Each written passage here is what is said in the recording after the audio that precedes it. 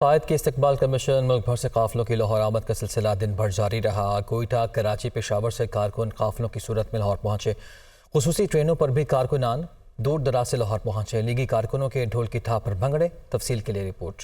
نواز شریف کے استقبال کے لیے ملک بھر سے قافلوں کی آمد کا سلسلہ دن بھر جاری رہا۔ اسلام آباد، راولپنڈی، جہلم، فیصل آباد، سوات، راجن پور، ڈی جی خان سے قافلے لاہور پہنچے۔ سیالکوٹ، گجرانوالہ، قصور اور دیگر کئی شہروں سے بھی لیگی کارکن قافلوں کی صورت میں مینار پاکستان پہنچے۔ کوئٹہ اور پشاور سے خصوصی ٹرین کے ذریعے سینکڑوں کارکن لاہور آئے۔ کراچی سے بھی 2 خصوصی ٹرینیں لیگی کارکنوں کو لے کر لاہور پہنچی۔ لیگی متوالے اپنے قائد کا استقبال کرنے کے لیے جوگ در جوگ جلسہ گاہ پہنچتے رہے۔ کلر کہاڑ سے گاڑیوں کا قافلہ لاہور پہنچ گیا۔ دیر بالا، چترال، جہلم اور فیصل آباد سے قافلے پنڈال پہنچے۔ لیاقت پور، صادق آباد، رحیم یار خان سے بھی قافلے لاہور آئے۔ لیگی کارکنوں کے ڈھول کی تھاپ پر بھنگڑے، نواز شریف کے حق میں نعرے بازی۔ لاہور روانگی سے قبل مختلف شہروں میں کارکنوں کی تگڑے ناشتے اور کھانے سے تواضع، حلوہ پوری، نان چنے، پائے پیش کیے گئے۔ جاتی عمرہ میں بھی انواع و اقسام کے کھانوں سے کارکنوں کی تواضع کی گئی۔ پاکستان مسلم لیگ نون کے قائد نواز شریف جاتی عمرہ رہائش گاہ پہنچنے کے بعد قبرستان پہنچے۔ انہوں نے اپنی والدہ، والد، اہلیہ اور بھائی کی قبروں پر حاضری دی اور فاتحہ خوانی کی۔ مینار پاکستان پر جلسے کے بعد نواز شریف جاتی عمرہ میں اپنی رہائش گاہ پہنچے اور پہلے آبائی قبرستان گئے۔ نواز شریف نے اپنی اہلیہ بیگم کلثوم نواز کی قبر پر پھول چڑھائے، فاتحہ خوانی کی۔ نواز شریف نے اپنے والد، والدہ اور بھائی عباس شریف کی قبروں پر بھی حاضری دی اور فاتحہ خوانی کی۔ قائد مسلم لیگ نون نے خاندان کے مرحومین کی مغفرت کے لیے بھی دعا کی۔ مریم نواز اور دیگر اہل خانہ بھی اس موقع پر ان کے ہمراہ موجود تھے۔ آگے بڑھتے ہیں، کچھ غزہ کی صورتحال کی بات کر لیتے ہیں۔ فلسطین میں اسرائیلی جارحیت 15ویں روز میں داخل ہو چکی ہے۔ صہیونی فورسز کی کارروائیاں جاری۔ شہید فلسطینیوں کی تعداد 4385 ہو گئی ہے۔ 13,500 سے زائد افراد زخمی ہیں۔ شہیدوں میں 2000 کے قریب بچے اور 1400 خواتین بھی شامل ہیں۔ 10,000 سے زائد معصوم فلسطینی گرفتار کیے گئے ہیں۔ دوسری جانب اسرائیلی جارحیت کے خلاف دنیا بھر میں مظاہرے اور ریلیاں بھی جاری ہیں۔ تفصیل کے لیے رپورٹ۔ ایک طرف غزہ کے لیے امداد کا دکھاوا تو دوسری طرف صہیونی فورسز کی شہری آبادیوں، اسپتالوں اور عبادت گاہوں پر وحشیانہ بمباری۔ اسرائیلی صفاقت کے نتیجے میں بے گھر ہونے والے فلسطینیوں کی تعداد بھی 12 لاکھ سے تجاوز کر گئی۔ غزہ میں فلسطینیوں پر آگ اور بارود کی بارش جاری۔ صہیونی فورسز کی بمباری سے ہر طرف موت، تباہی اور بربادی کے مناظر۔ ہر لمحہ شہداء اور زخمیوں کی تعداد بڑھنے لگی۔ عمارتیں کھنڈرات میں تبدیل۔ اسرائیلی فورسز نے شہری آبادیوں، اسپتالوں اور عبادت گاہوں کو بھی نہ بخشا۔ میڈیا کے مطابق اسرائیل نے الفلوجہ، الہدا ٹاورز اور مختلف علاقوں پر بمباری کی۔ اسرائیلی مظالم کے خلاف دنیا بھر میں مظاہرے جاری۔ امریکہ، برطانیہ، آسٹریلیا، جاپان، بینکاک، جرمنی سمیت دنیا بھر میں مظاہرے کیے گئے۔ ہزاروں کی تعداد میں عوام سڑکوں پر نکل آئے۔ مظاہرین کا اسرائیلی جارحیت کے خلاف زبردست احتجاج کیا گیا۔ دنیا بھر میں فلسطین کے حق میں بھی ہونے والے مظاہروں کے شرکاء کا مسئلہ فلسطین اقوام متحدہ کی قراردادوں کے مطابق حل کرنے کا مطالبہ۔ مظاہرین کی فلسطین کے حق میں نعرے بازی۔ دنیا بھر میں فضائیں فری فری فلسطین کے نعروں سے گونج اٹھیں۔ اسرائیل حماس تنازع حل کرنے کا مشن، عالمی رہنماؤں کی بڑی بیٹھک۔ قاہرہ میں پیس سمٹ ہوئی۔ عرب ممالک کے رہنماؤں کے علاوہ برطانیہ، روس، یورپ اور اقوام متحدہ کے نمائندوں کی بھی شرکت۔ کیا ہوا؟ تفصیل کے لیے رپورٹ۔ فلسطینیوں کے لیے امداد کی پہلی کھیپ مصر کی رفح کراسنگ سے غزہ پہنچ گئی۔ امداد میں دوائیں، طبی آلات، خوراک شامل۔ اسرائیلی فوج نے صرف 20 ٹرکس گزرنے کی اجازت دی۔ اقوام متحدہ کے مطابق غزہ کی ضروریات پوری کرنے کے لیے روزانہ کم از کم 100 ایسے امدادی ٹرکوں کی ضرورت ہے۔ تفصیل کے لیے رپورٹ دیکھیے۔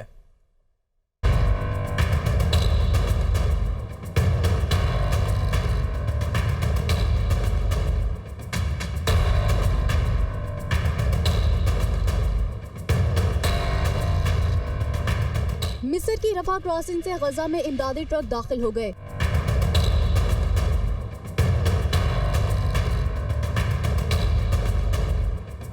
مصر کی سرحد پر جیسے ہی امداد سے بھرے ٹرکوں کو غزہ میں رفح کراسنگ کے دروازوں سے گزرنے کی اجازت دی گئی تو اس موقع پر مصر کی طرف موجود لوگوں نے شاندار جشن منایا۔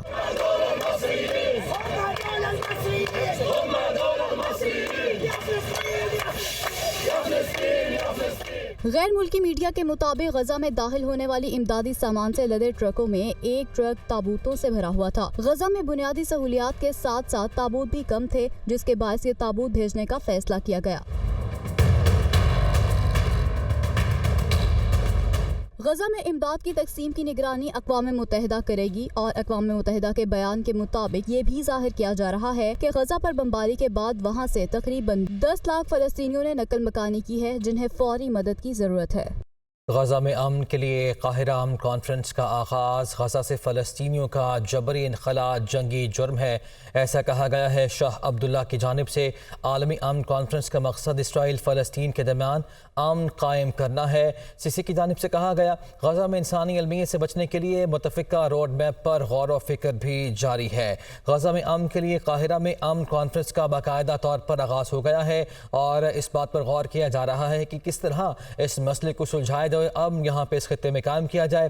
غزہ سے فلسطینیوں کا جبری انخلاء جنگی جرم ہے، اس جرم کو فوری طور پر روکا جانا چاہیے، ایسا کہا گیا ہے اجلاس میں شاہ عبداللہ کی جانب سے۔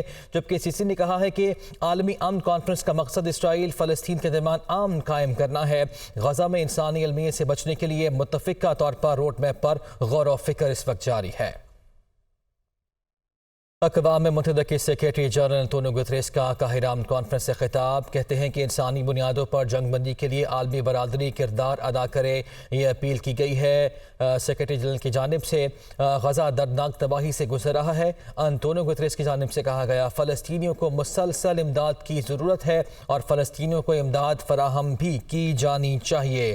اقوام متحدہ کے سیکریٹری جنرل انتونیو گتریس نے قاہرہ امن کانفرنس سے خطاب کیا ہے اور انسانی بنیادوں پر جنگ بندی کے لیے عالمی برادری اپنا کردار ادا کرے اور وہاں پہ جو قتل عام جاری ہے اس کو فوری طور پر روکا جانا چاہیے۔ غزہ دردناک تباہی سے گزر رہا ہے، فلسطینیوں کو مسلسل امداد کی ضرورت ہے، ایسا کہا گیا ہے اقوام متحدہ کے سیکریٹری جنرل کی جانب سے۔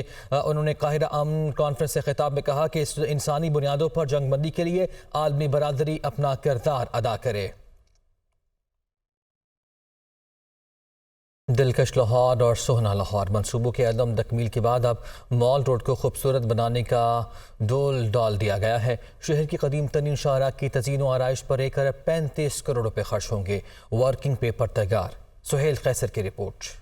لاہور کو خوبصورت بنانے کے لیے 2012 میں دلکش لاہور کے نام سے ایک منصوبے کا خوب ڈھنڈورا پیٹا گیا۔ منصوبے کے تحت ٹاؤن ہال میں ریسرچ سینٹر بنایا جانا تھا اور شہر کے مختلف حصوں کو خوبصورت بنایا جانا تھا۔ اس منصوبے کا شور تھما تو سونا لاہور منصوبے کا ڈھول بجنے لگا۔ یہ دونوں منصوبے تو راستے میں ہی کہیں دم توڑ چکے ہیں اور اب شاہراہ قائد اعظم کو خوبصورت بنانے کے لیے 1.35 کروڑ روپے خرچ کرنے کا منصوبہ بنا لیا گیا ہے۔ مال روڈ جو ہے وہ بیسک ایک تو ایکسیس روٹ بھی ہے لاہور کی اور وہ فیس ہے لاہور کا۔ اس کے اوپر سب سے ہماری امپورٹنٹ بلڈنگز بھی ادھر موجود ہیں، سب سے زیادہ فٹ فال یا ٹریفک فلو بھی وہاں پہ ہوتا ہے اور وہ مین آرٹری ہے کہ جو لاہور کو ریپرزینٹ کرتی ہے۔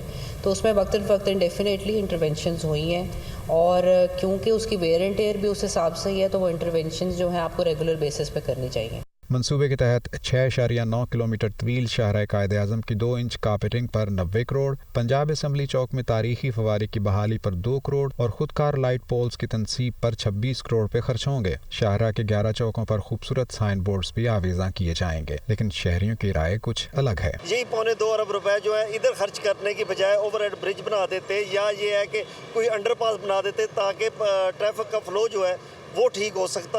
اس سے شہر کی خوبصورتی میں تو اضافہ ہوگا، لیکن اصل بات یہ ہے کہ منصوبہ وقت پہ مکمل بھی ہو جائے تاکہ لوگوں کے لیے جو مشکلات ہیں وہ نہ زیادہ پیدا ہوں۔ لوگ کو باہر سے آئیں گے دیکھیں گے کہ لاہور واقعی خوبصورت ہو گیا، تو یہ کرنی چاہیے ان کو۔ ٹریفک کا فلو کم ہوگا تو تب بھی بیٹر ہوگا، ورنہ تو گزرنا بڑا مشکل ہو جاتا ہے۔ یہ تحفظات بھی موجود ہیں کہ یہ بیل بھی منڈے چڑھے گی یا نہیں۔ اس حوالے سے کوئی دوسری رائے تو نہیں ہے کہ منصوبے کی تکمیل کے بعد اس تاریخی شاہراہ کے حسن میں کہیں زیادہ اضافہ ہو جائے گا، لیکن اہم بات یہ ہے کہ یہ منصوبہ وقت پر مکمل ہو جائے صحیح، اور اس سے بھی اہم بات یہ ہے کہ کاش ہم بھی شاہراہوں کے استعمال کا طریقہ سیکھ لیں کہ اس پر تو کچھ خرچ بھی نہیں ہوتا۔